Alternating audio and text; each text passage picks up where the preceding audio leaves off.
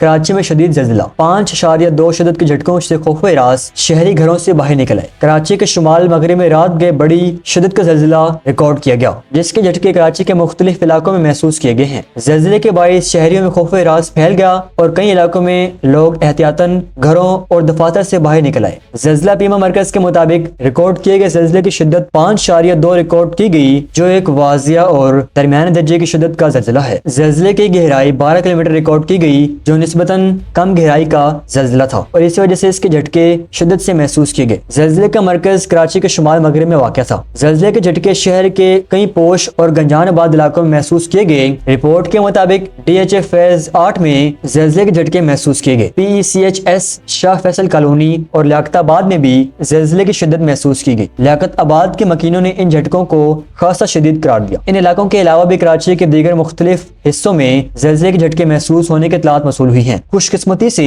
تاحال کسی بھی قسم کے جانی یا مالی نقصان کی تصدیق نہیں ہو سکی۔